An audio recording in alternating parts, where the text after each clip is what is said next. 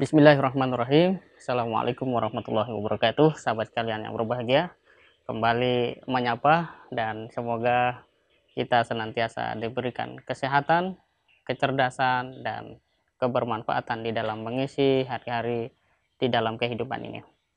Sisi yang menarik adalah ketika kita lihat bagaimana sebuah kebijakan tidak konsisten atau tidak lurus atau mungkin berubah-ubah menjadi kurang jelas atau bahkan ambiar gitu ya, tidak jelas. Ini menunjukkan bahwa ada sebuah basis yang seharusnya itu ada dan menjadi pijakan, tapi justru itu sangat tidak ada, alias dibiarkan menjadi tidak ada atau bahkan memang tidak perlu berdiri di atas basis-basis itu. Yang ada adalah sebuah tujuan. Kita bayangkan seseorang melakukan sebuah perjalanan dengan tujuan yang jelas tapi tidak pernah tahu dari mana dia berangkat. Ini tentu saja akan sangat mempengaruhi, ya, tidak sekedar rute tetapi moda transportasi apa yang cepat, tepat, dan tentu saja aman. Bangsa kita nampaknya seperti itu. Basis secara konstitusional sebenarnya ada, tapi itu tidak pernah dipakai. Dalam pengertian, nampaknya tujuan lebih begitu dominan dibanding memperhatikan basis. Padahal basis itu adalah penting. Kalau kita ibaratkan seorang ingin membangun rumah tanpa sebuah fondasi, sebagus apapun atap yang direncanakan, itu pasti akan jatuh juga kalau tidak mencelakakan tukang-tukang yang bekerja di dalam membangun rumah itu. Seperti itulah mungkin ilustrasi yang ada atau sedang berlangsung di negeri kita. Tentu saja tidak serta-merta itu menjadi sesuatu yang sifatnya mutlak karena sebagian juga terus menjalankan fungsi-fungsi kontrol.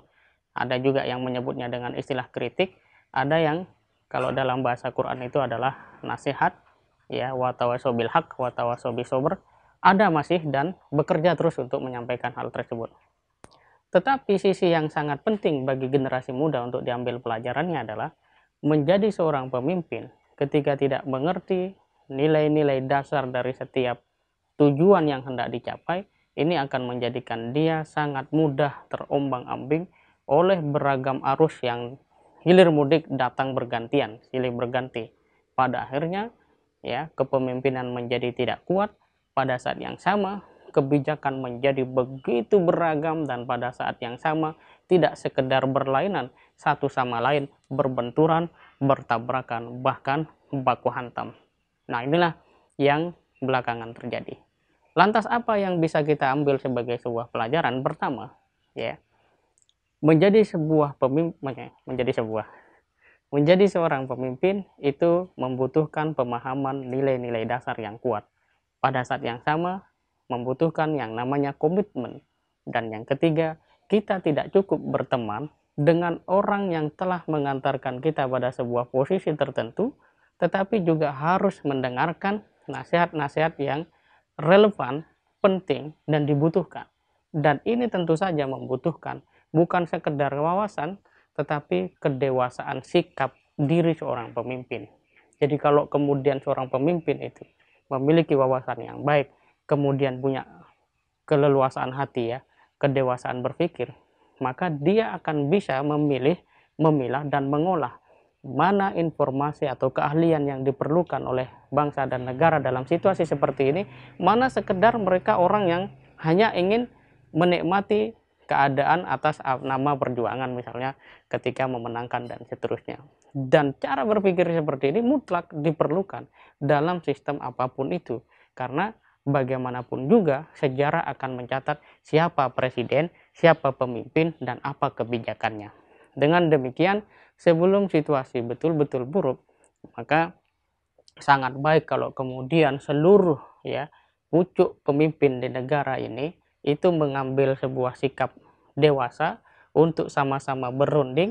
Kalau memang diperlukan sebuah reshuffle, lakukanlah semata-mata demi kebaikan rakyat, bukan lagi perebutan satu sama lain, gengsi, dan seterusnya yang justru sama sekali tidak memberikan nilai manfaat apapun. Dan langkah ini hanya mungkin dilakukan ketika seorang pemimpin betul-betul punya pikiran yang revolusioner, progresif. Nah, tetapi apakah ini akan diambil oleh presiden kita? Kita tunggu saja. Waktu tentu akan terus bergulir, dan tentu saja bagian dari takdir sejarah juga akan menyelimuti kehidupan kita di dalam berbangsa dan bernegara. Tapi satu hal yang sangat penting bagi generasi muda ke depan, bahwa memilih pemimpin, ya, menjadi pemimpin bukanlah perkara yang ringan, terutama ketika situasi atau takdir berkehendak, situasi berat, keadaan sulit itu menimpa. Disitulah, ya, karakter, kualitas, dan kompatibilitas seorang pemimpin menjadi sangat terukur dengan sendirinya. Kita berdoa semoga seluruh rakyat Indonesia dapat selamat dan sukses menghadapi situasi sulit ini dengan senantiasa bertawakal kepada Allah Subhanahu wa taala. Semoga bermanfaat. Assalamualaikum warahmatullahi wabarakatuh.